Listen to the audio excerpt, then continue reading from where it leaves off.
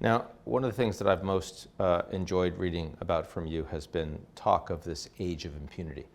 The fact that when you don't have anyone upholding the global norms and rules and values, some of the people that become much more powerful are those that are truly not restrained and don't want to be restrained by those rules. Where's that heading right now? Well, the age of impunity is becoming an age of cruelty. And the age of impunity is defined by the exercise of power without responsibility, checks and balances absent from the exercise of power. But the scale of cruelty now that is being exercised is a measure of the impunity. I chair the advisory board of the Atlas of Impunity, which is published by the Eurasia Group. And that measures for 170 countries in the world what it's like for citizens of those countries across 5 dimensions of impunity.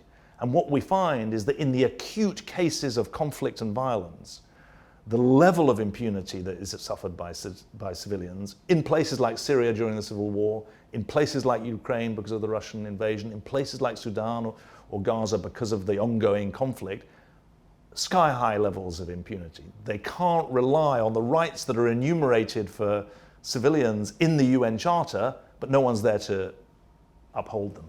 And that age of impunity is taking strides forward. The age of accountability that we talked about 15 or 20 years ago is frankly in retreat, and it's going to take a massive push from governments, from civil society, from brave civilians and journalists and human rights advocates to uphold some of those basics.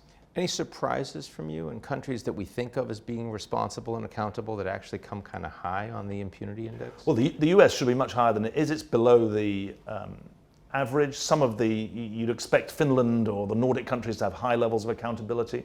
But one of the remarkable things about the Atlas of Impunity, it measures impunity in conflict and violence, it measures it in governance, measures it in human rights, it also measures it in the economy, which is about states grabbing property rights as well as private companies exploiting workers.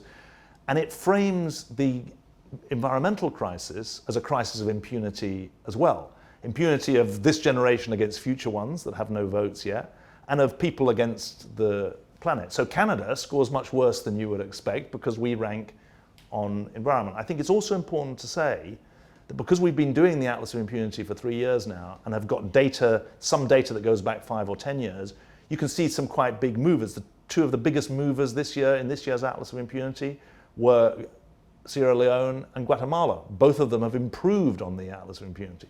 Countries like Thailand, Saudi Arabia, they've also improved over the last 10 years. There are also countries that have got worse. So it's becoming a dynamic index, not just a static one.